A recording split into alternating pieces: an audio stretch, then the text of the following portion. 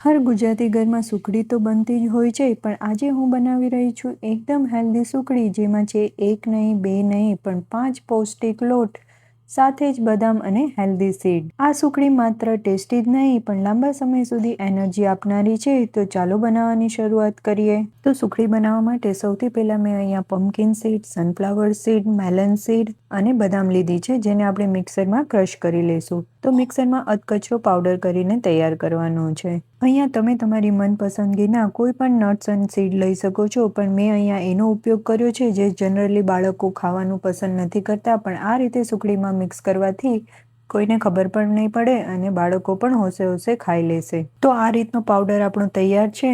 હવે એક બાઉલમાં 1 વાટકી જેટલો ઘઉંનો લોટ, અડધી વાટકી ઓટ્સનો પાવડર, સાથે જ 1 વાટકી જેટલો જુવારનો લોટ, અડધી વાટકી રાગીનો લોટ અને અડધી વાટકી ચણાનો કરકરો લોટ લીધો છે. તમે ઝીણા લોટનો ઉપયોગ પણ કરી શકો છો. તો ચણાના લોટથી સુખડીનો સ્વાદ ખરેખર બહુ સરસ આવે છે. તમે એકવાર જરૂરથી ટ્રાય કરજો.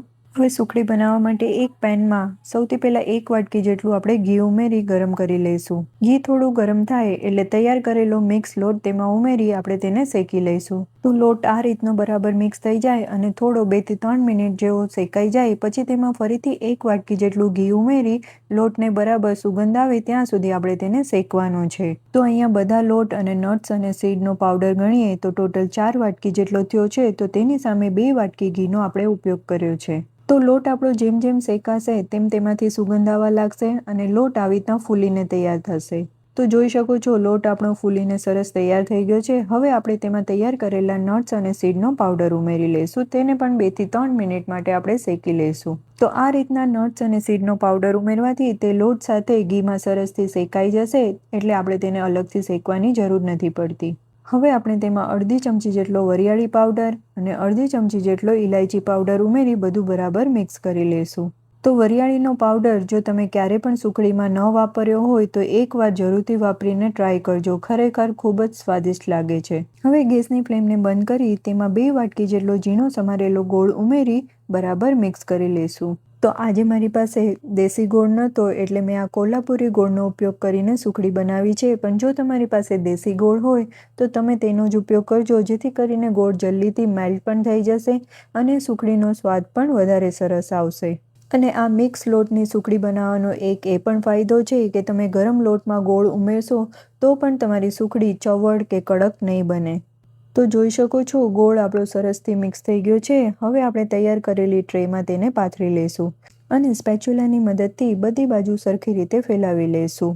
અને ઉપરથી અહીંયા હું બદામની કતરણથી ગાર્નિશ કરું છું, પણ એ એકદમ ઓપ્શનલ છે. તો નોર્મલ સુખડી તો બધાના ઘરમાં બનતી જ હોય છે, પણ એકવાર આ રીતના મિક્સ લોટની સુખડી જરૂરથી ટ્રાય કરજો અને મને કમેન્ટમાં કહેજો કે તમને આ રેસીપી કેવી લાગી. હવે બદામની કતરણને પણ આપણે સ્પેચ્યુલાની મદદથી પ્રેસ કરી લઈશું, જેથી કરીને એ નીકળી ન જાય. અને સુખડી જ્યારે થોડી ગરમ હોય ત્યારે જ આપણે તેમાં કટ લગાવીને તૈયાર કરી લઈશું. તો મેં આ રીતના સ્ક્વેર પીસમાં કટ કરીને તૈયાર કરી લીધી છે. તમે તમારા મનપસંદ કોઈ પણ શેપમાં કટ કરી શકો છો. તો સુખડી ઠંડી થયા પછી એક પીસ તોડીને જોઈએ તો એકદમ સોફ્ટ અને મોઢામાં મૂકતા જ ઓગળી જાય એવી આ સુખડી બનીને તૈયાર છે. તો એકવાર આ રેસીપી જરૂરથી ટ્રાય કરજો. અને જો રેસીપી ગમી હોય તો વિડીયોને લાઇક, શેર અને ચેનલને સબસ્ક્રાઈબ કરવાનું ભૂલતા નહીં. ફરી મળશું આવી જ નવી ટેસ્ટી રેસીપી સાથે. આવજો.